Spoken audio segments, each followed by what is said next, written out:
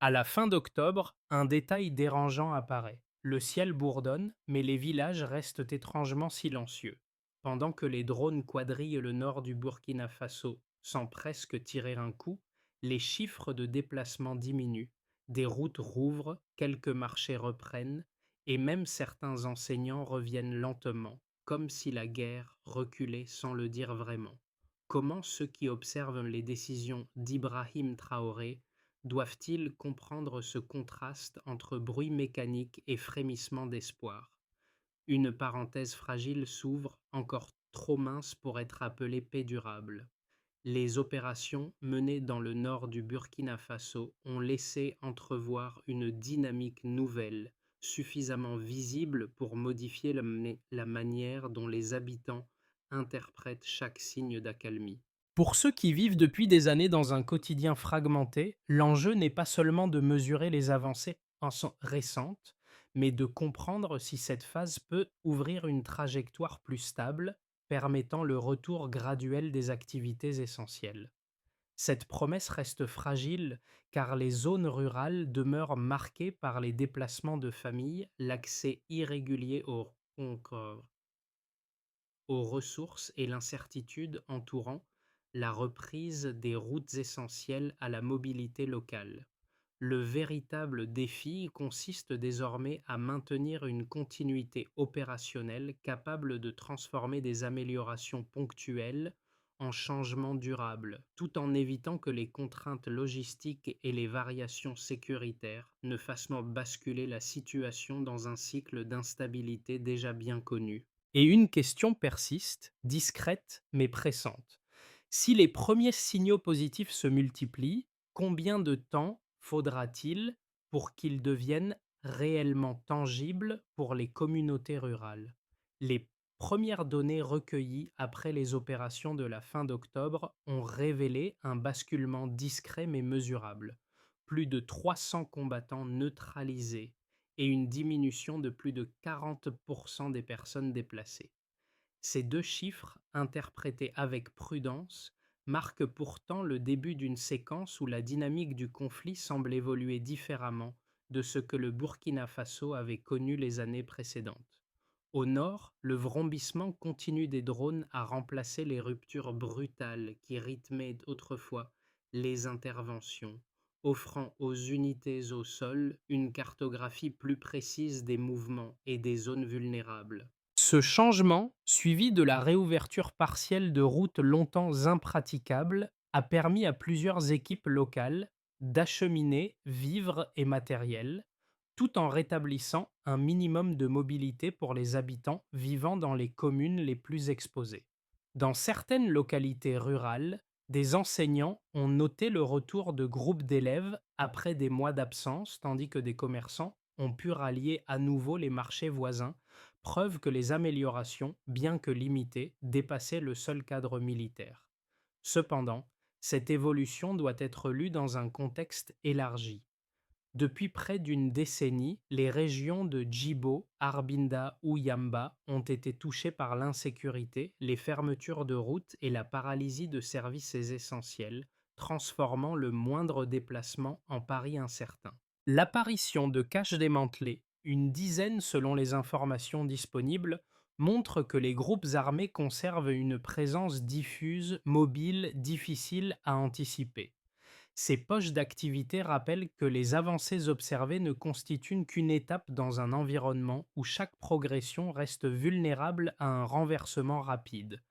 À Ouagadougou, ceux qui suivent les décisions prises sous Ibrahim Traoré observent ce moment charnière avec une attention particulière, conscients que la stabilisation ne dépend pas seulement de la précision des opérations, mais aussi de la capacité à maintenir une coordination régulière entre les unités de terrain, les communautés locales et les autorités administratives. Ainsi, les signaux positifs enregistrés depuis octobre ne suffisent pas encore à conclure à une stabilisation durable, mais ils indiquent clairement que la situation n'est plus figée comme auparavant. Dans plusieurs localités du nord et du centre-nord, les premiers retours de terrain ont mis en lumière une série d'expériences concrètes, capables d'illustrer Les effets immédiats des opérations récentes. Les habitants, longtemps habitués à composer avec l'incertitude, ont décrit l'arrivée progressive d'unités de sécurité comme un changement perceptible, non pas par des annonces officielles, mais par la modification silencieuse des gestes du quotidien. Le premier cas notable provient d'un village situé près d'un axe autrefois impraticable. Durant des mois, les commerçants n'avaient plus réussi à rejoindre le marché local, contraints de suspendre toute activité régulière. Lorsque les routes ont été partiellement rouvertes après le survol des drones et les premières inspections au sol, quelques stands ont réapparu, d'abord timidement, puis avec davantage de constance selon les jours.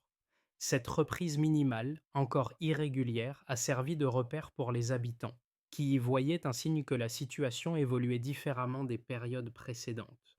Un second cas provient d'une commune rurale où des enseignants ont observé le retour d'élèves après de longues absences liées à l'insécurité.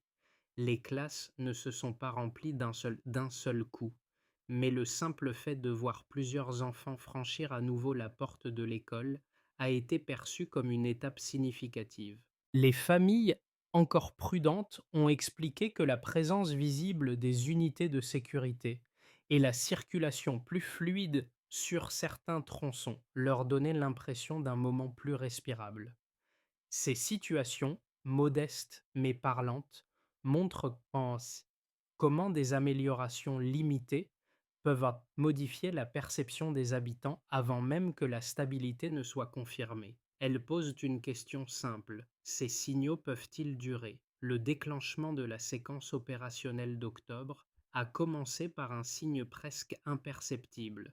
Des drones se sont mis à quadriller des zones longtemps considérées comme trop risquées. Ils ont survolé les pistes, enregistré des mouvements, cartographié des axes et transmis en temps réel les informations aux unités au sol. Cette phase initiale, silencieuse mais déterminante, a constitué la véritable activation du cycle, car elle a permis d'identifier les couloirs vulnérables et les zones où les groupes armés conservaient encore une présence diffuse. À partir de ce moment, un enchaînement méthodique s'est mis en place, appuyé sur la collecte d'indices précis, plutôt que sur des interventions massives. La montée en intensité s'est manifestée lorsque les routes, longtemps fermées, ont commencé à rouvrir partiellement. Cette réouverture, d'abord limitée à quelques tronçons, a permis aux équipes locales de transporter du matériel, d'acheminer des vivres et d'effectuer des évaluations rapides de la situation dans plusieurs communes rurales. Les unités ont ensuite mené des interventions conjointes, combinant surveillance aérienne et inspection au sol pour vérifier des points de passage utilisés par les groupes armés et neutraliser des caches répertoriées lors des premières phases de repérage. Ces actions n'étaient pas spectaculaires, mais leur séquencement a posé les bases d'un climat plus respirable pour les habitants, qui percevaient un changement sans pour autant disposer d'une garantie réelle de stabilité. Le point culminant est intervenu lorsque les opérations ont atteint plusieurs zones proches des frontières internes entre régions administratives.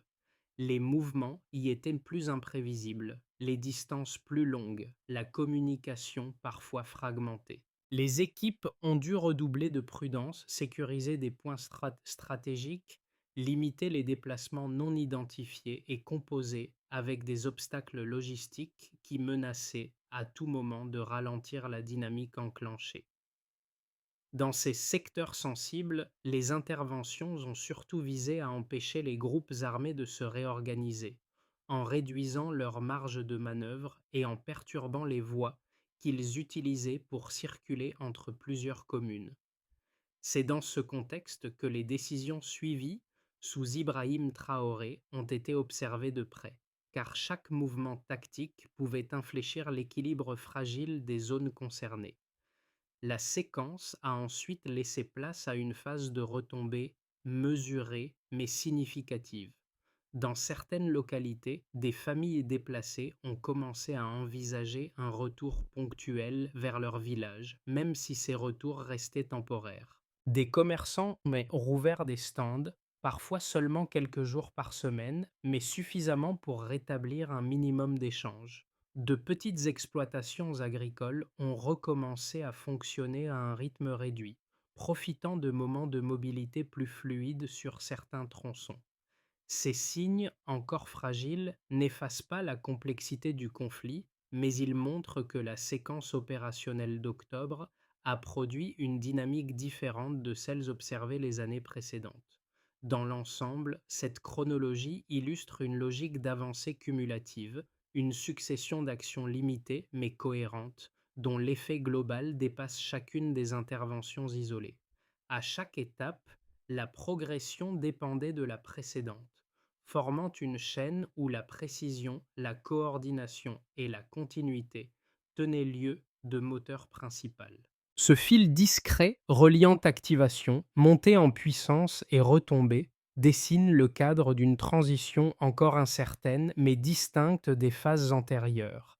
La situation initiale, marquée par une mobilité presque paralysée dans plusieurs zones rurales, a évolué sensiblement lorsque les opérations d'octobre ont introduit un changement mesurable entre l'état de référence et les résultats observés quelques semaines plus tard.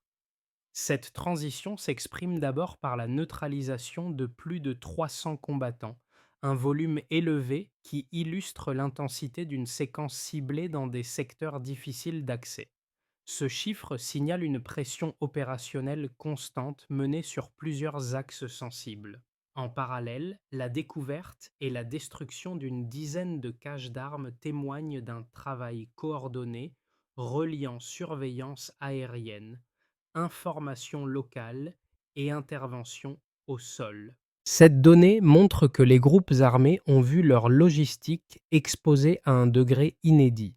Le troisième indicateur majeur concerne la diminution de plus de 40% du nombre de personnes déplacées, un mouvement qui doit être interprété avec prudence. Cette réduction ne garantit pas la stabilisation complète, mais elle indique que certaines familles ont estimé possible un retour progressif et souvent temporaire vers leur localité d'origine. La valeur exacte reflète surtout un allègement des pressions dans certains couloirs sécurisés. Les témoignages locaux montrent que la baisse des déplacements a entraîné une réactivation partielle des activités agricoles et commerciales dans plusieurs communes rurales. Cette évolution reste fragile, mais elle constitue un élément concret pour apprécier l'effet humain immédiat des opérations. Au-delà des chiffres, l'analyse des opérations révèle une amélioration notable de la précision tactique grâce à l'usage accru de technologies de surveillance. Les drones ont permis une observation régulière de zones autrefois peu accessibles, facilitant un repérage plus fin des mouvements suspects. Cette précision a joué un rôle central dans les interventions ciblées, menées durant la séquence, réduisant les risques de confrontation prolongée. Dans plusieurs zones, les équipes ont procédé à des inspections structurées de points de passage utilisés par les groupes armés. Ces inspections ont limité la possibilité de reconstitution rapide des réseaux locaux. La combinaison entre collecte d'informations en temps réel et intervention graduée a permis de réduire les marges de manœuvre des groupes présents dans les secteurs sensibles. Des zones où les habitants n'osaient plus circuler ont retrouvé une forme de respiration, même si cette respiration demeure irrégulière. Les premiers retours sur la mobilité confirment que certains tronçons, restés impraticables durant des mois, ont pu être empruntés de nouveau. Cette reprise n'a pas été uniforme, mais elle a donné aux communautés locales un repère concret pour juger de l'évolution de la situation. Elle a aussi contribué à rétablir un minimum de flux commerciaux de proximité. Dans les communes où l'économie reposait sur de petites exploitations agricoles, la possibilité de revenir sur des parcelles longtemps abandonnées a constitué un tournant important. Des habitants ont pu reprendre des activités essentielles, parfois limitées, mais suffisante pour marquer une rupture par rapport aux phases d'immobilisation totale. Les enseignants de certaines localités ont également observé un retour d'élèves, signe que les familles percevaient un moment plus respirable. Cette amélioration relative souligne la manière dont les chiffres neutralisation, cache détruite, réduction des déplacements s'insèrent dans une dynamique sociale plus large. Ils permettent de comprendre comment des opérations techniques influencent la vie quotidienne des populations. Ces éléments, pris ensemble, illustrent une évolution mesurable d'un conflit longtemps figé dans un cycle de blocage successifs.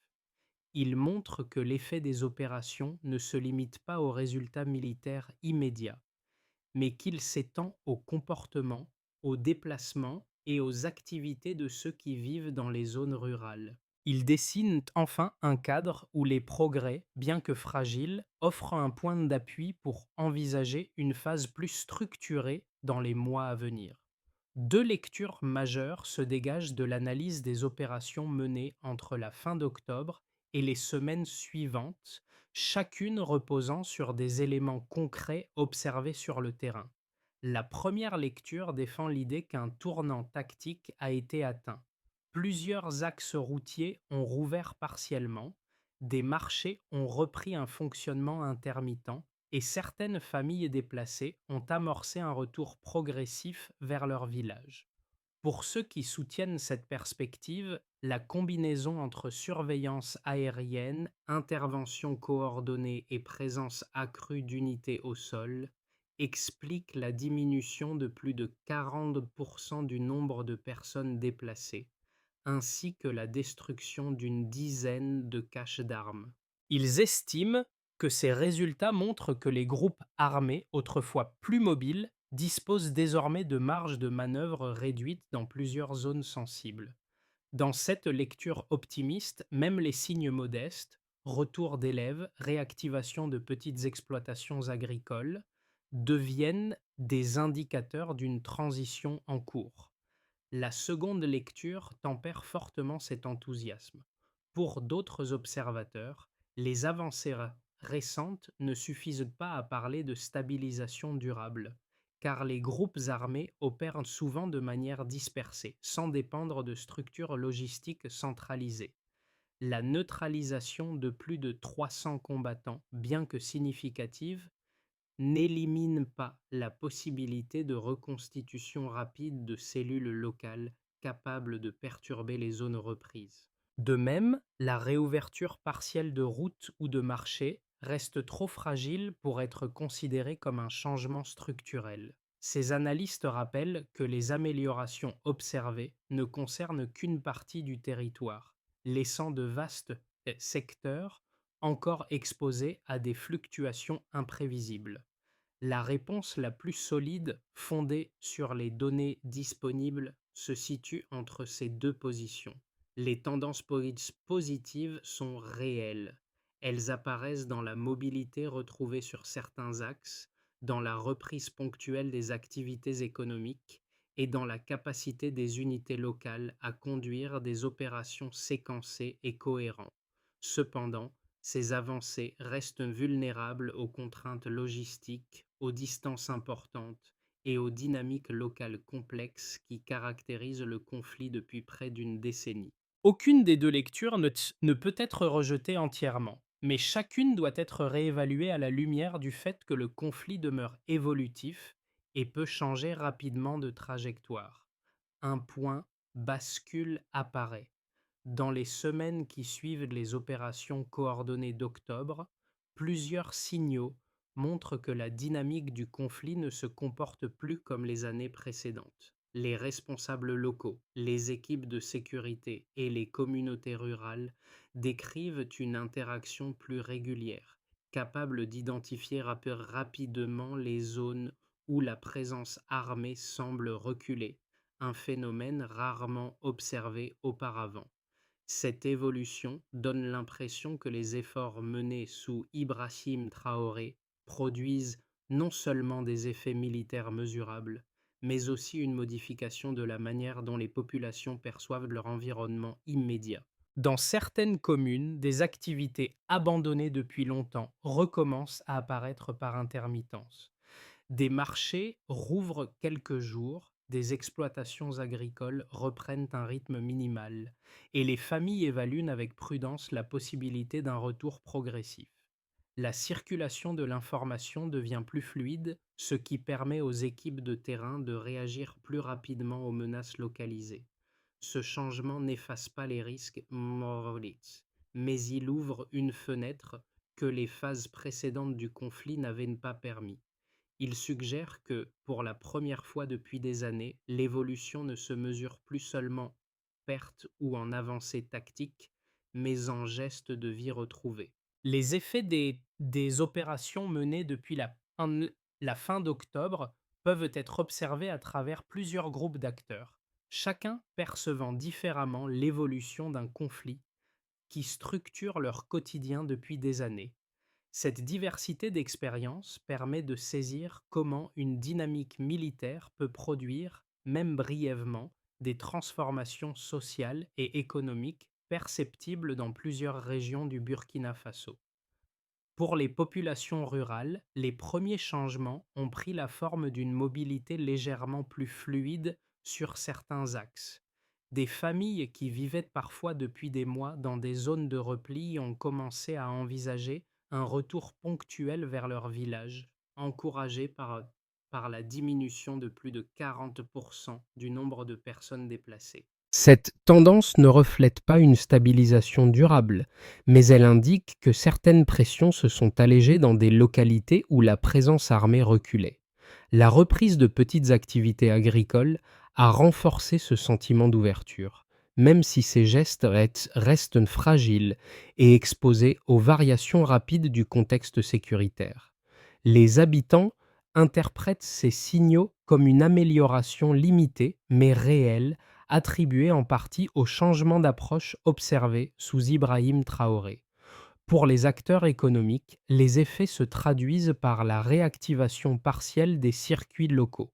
Dans plusieurs communes, les marchés ont rouvert par intermittence, permettant aux commerçants de reprendre des échanges interrompus depuis des mois. Cette reprise demeure irrégulière, mais elle montre que la réouverture progressive des routes, obtenue grâce à la coordination entre surveillance aérienne et intervention au sol, a facilité le transport de biens essentiels.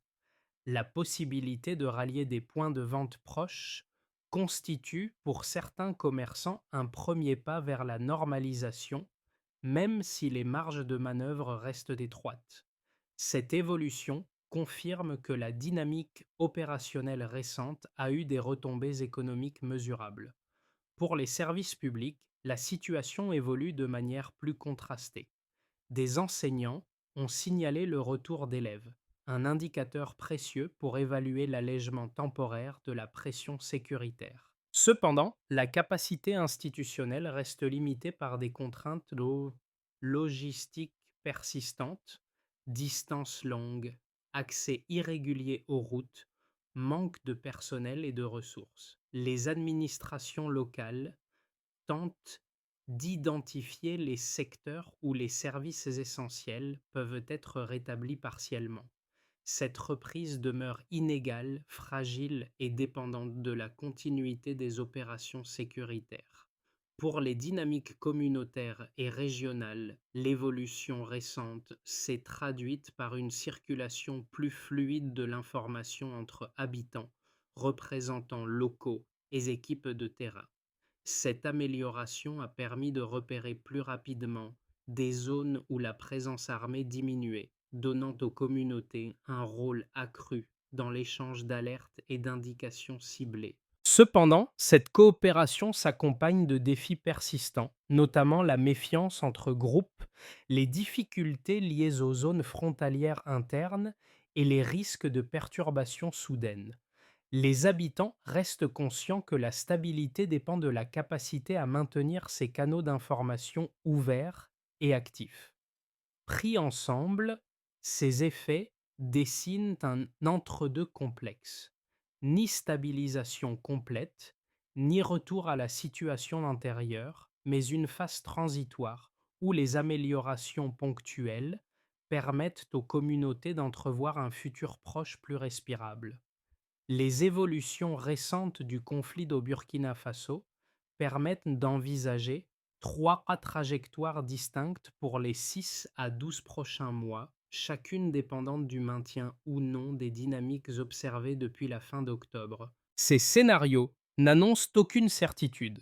Ils décrivent plutôt les directions plausibles d'un contexte encore marqué par la fragilité et les fluctuations rapides.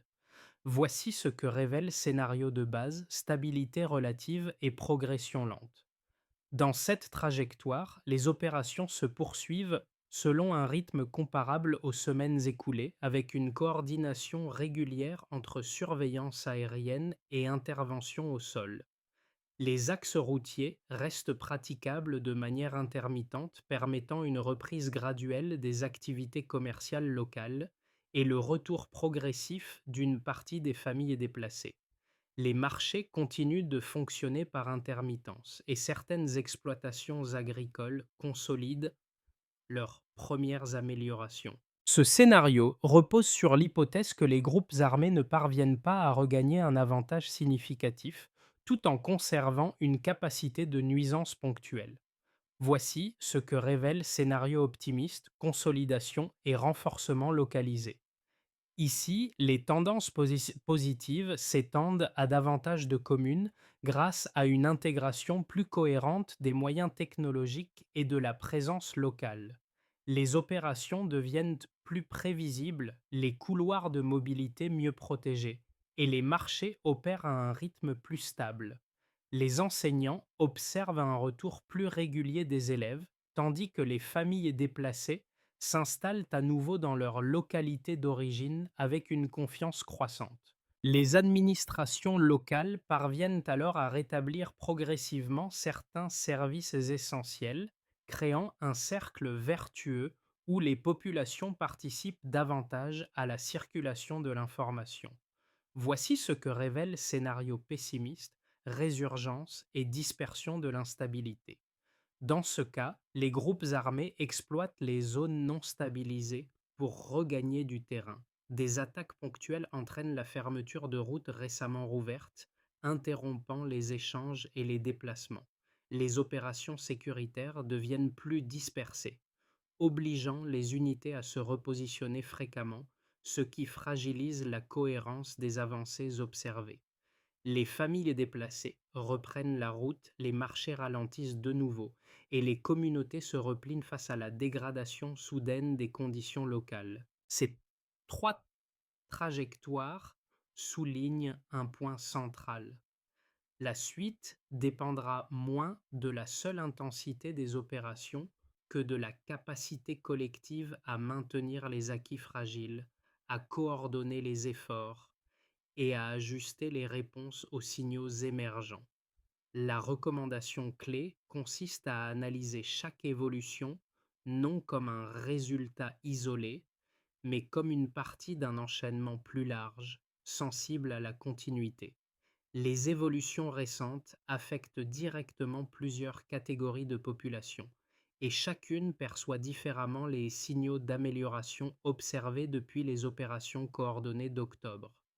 Cette diversité d'expériences permet de comprendre comment une même séquence peut produire des effets contrastés selon l'endroit où l'on vit et la manière dont on circule dans les zones concernées. Voici ce que révèle Groupe A, les familles vivant dans les zones rurales. Pour elles, les premières ouvertures de routes ont représenté un soulagement modeste mais tangible. La possibilité de rejoindre un marché voisin ou de reprendre partiellement les activités agricoles a constitué une rupture par rapport au mois d'immobilisation. Certaines familles déplacées ont envisagé un retour ponctuel, encouragé par l'amélioration de la mobilité sur quelques tronçons. Même si la prudence domine, ces changements ont redonné un repère minimal pour envisager les jours suivants. Voici ce que révèle Groupe B, les habitants des centres urbains et des zones périurbaines. Leur perception dépend surtout de la régularité des échanges commerciaux et de la continuité des services essentiels. Les fluctuations sécuritaires dans les périphéries influencent directement l'approvisionnement, les prix et l'accès aux services administratifs. Les citadins observent donc la situation à travers l'évolution des routes et la capacité des opérations à maintenir une circulation stable entre différents pôles. Ils cherchent surtout à savoir si les améliorations constatées en zone rurale peuvent produire des effets durables sur les réseaux urbains. Voici ce que révèle Groupe C, les jeunes et les acteurs éducatifs. Pour eux, le retour progressif des élèves dans certaines localités marque un tournant significatif. Même limité, ce mouvement signale que les familles perçoivent une forme d'accalmie. Les enseignants y voient une opportunité fragile de rétablir un minimum de continuité scolaire, élément essentiel pour réduire les inégalités créées par l'instabilité prolongée. Cette reprise demeure cependant conditionnée à la fluidité des déplacements et à la capacité des autorités locales à soutenir durablement les établissements. Pris ensemble, ces trois perspectives montrent que les effets du conflit ne se mesurent pas seulement en termes d'opération, mais dans la manière dont chaque groupe tente de reconstruire un rythme de vie moins précaire. La stabilisation progressive observée depuis la fin d'octobre ne peut se maintenir que si plusieurs actions coordonnées sont mises en œuvre de manière continue. Ces actions ne représentent pas des solutions définitives, mais des étapes nécessaires pour éviter que les améliorations ponctuelles ne se transforment en recul rapide. Elles suivent une logique simple: renforcer ce qui fonctionne, sécuriser ce qui vacille encore et soutenir ceux qui portent l'essentiel du poids quotidien. Voici ce que révèle étape 1: consolider les zones récemment stabilisées. Les équipes de sécurité doivent maintenir une présence régulière dans les communes où la mobilité s'est améliorée. Cette présence, complétée par une communication fluide avec les autorités locales, permet d'identifier rapidement les signaux de dégradation. La mesure principale consiste à suivre la fréquence d'ouverture des routes et la continuité des déplacements. Sans cette vérification, les avancées resteraient trop vulnérables. Voici ce que révèle étape 2: restaurer les services essentiels là où les conditions le permettent. Les administrations locales doivent évaluer les secteurs où écoles, marchés ou centres de santé peuvent fonctionner de manière partielle. Cette restauration dépend de la logistique, mais aussi de la coordination entre habitants, équipes de terrain et autorités. L'indicateur central reste la régularité de l'activité dans ces services. C'est à ce niveau que les décisions suivies sous Ibrahim Traoré prennent tout leur sens, car elles orientent la capacité d'action des structures locales. Voici ce que révèle étape 3: accompagner les communautés dans la reprise des activités productives. Les familles revenues sur leurs terres ont besoin d'un soutien matériel minimal pour relancer des exploitations limitées, mais vitales. Cet appui peut être mesuré par la fréquence de mise en culture et par la stabilité des échanges locaux. La continuité de ces efforts détermine la solidité de toute amélioration observée. Voici ce que révèle étape 4: renforcer la circulation de l'information. La capacité à détecter tôt une menace repose sur l'échange régulier entre habitants, représentants communautaires et unités de terrain. Le critère principal est la rapidité de transmission des alertes. Sans cette boucle d'information active, aucune stabilisation ne peut durer. Dans plusieurs localités où les routes s'étaient vidées et où les marchés avaient cessé toute activité, les gestes du quotidien réapparaissent désormais comme des marqueurs silencieux d'un changement fragile.